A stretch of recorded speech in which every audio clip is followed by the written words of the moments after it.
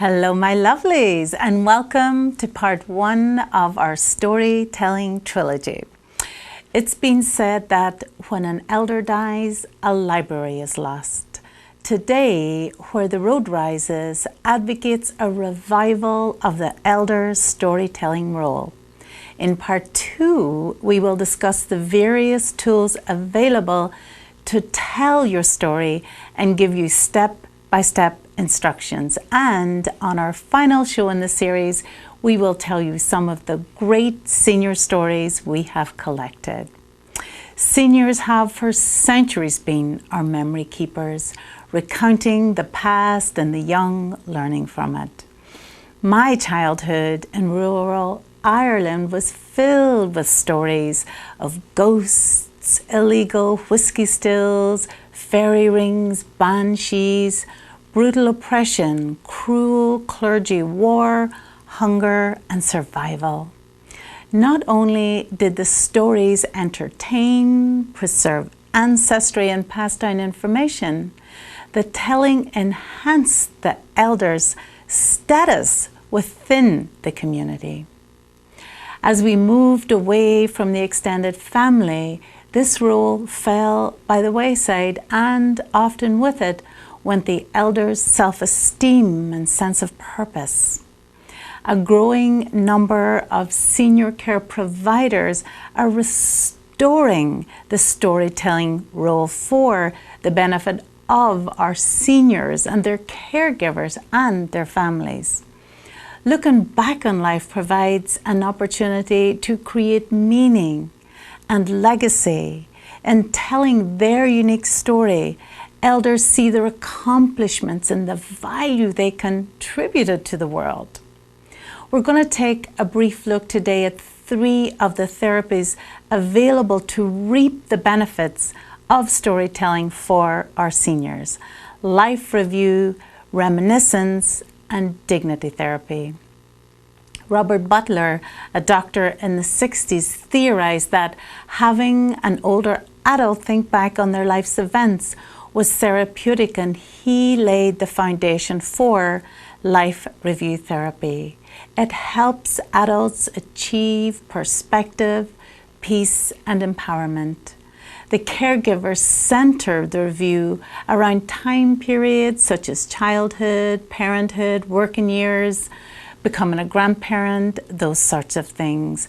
It also includes milestones, major historical events, and turning points in their lives. It can be enhanced with music, photos, letters, possessions, old newspaper clippings, even family trees. If your loved one has already been diagnosed with dementia or Alzheimer's, reminiscence therapy can target specific memory groups and improve their psychological well-being. Practitioners constantly strive to find ways to help the dying cope with the reality of their death. One therapy, a young therapist in the 1960s, noticed that an end-of-life treatment called dignity therapy could help the dying come to terms with their end of life, could reach to this strong need that they had for legacy that would transcend their death and extend their influence over time. In dignity therapy, the focus is not just on the content and the document produced, but on the process, where the listener shows interest, empathy, and sensitivity. Dignity therapy is not designed to be historical or chronological. Rather, it shines a light on the events that shape the patient's life. Too often, in the midst of our focus on the tasks of caregiving, we forget to find time for meaningful conversation and dialogue. For caregivers, hearing a loved one's story may provide understanding and enlightenment. I'll give you a couple of examples. After a childhood of poverty and abuse, John vowed his own family would never experience hunger or lack. His shame, however, prevented him from sharing his childhood story. He worked long hours and looked forward to retirement to make up for lost time with family and friends. When advanced colon cancer shattered his retirement dreams, he was overcome with despair and regret. His daughter Bonnie, bitter and resentful she had to take time from her own family to care for him when he had not been there for her. In telling his life story, John was able to express his love for Bonnie, as well as his regrets, and ask for forgiveness. Bonnie not only forgave him, she admired now his resilience and determination. And this deeper insight helped her see the strength and fortitude that he had passed on to her. Their remaining time together became an opportunity to love and share and gain deeper understanding between them.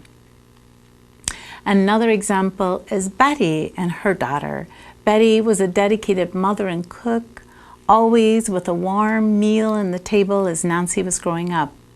Nancy always intended to learn about her mother's passion for cooking, but her own busy life kept getting in the way.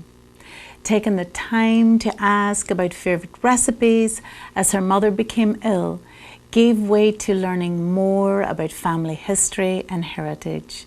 Nancy heard stories of joy and love and hardship she had never known before. After her mother's death, she began to incorporate these recipes into family and holiday meals, providing opportunity for remembrance and honoring her mother's memory. Dear viewers, I want you to tell your own story. I want you to inform, entertain, delight, and inspire your family. I want you to feel grown and accomplished and rich beyond your earthly possessions. Then I want you to help your senior tell theirs. On our next show, we will explore the various tools and methods available to assist you in story gathering and storytelling, and I will guide you through the process. If, however, you want to get a head start, my own step-by-step storytelling program is available on wheretheroadrises.com. It's also on my website, Kerlin Walsh Law. Until next time, goodbye.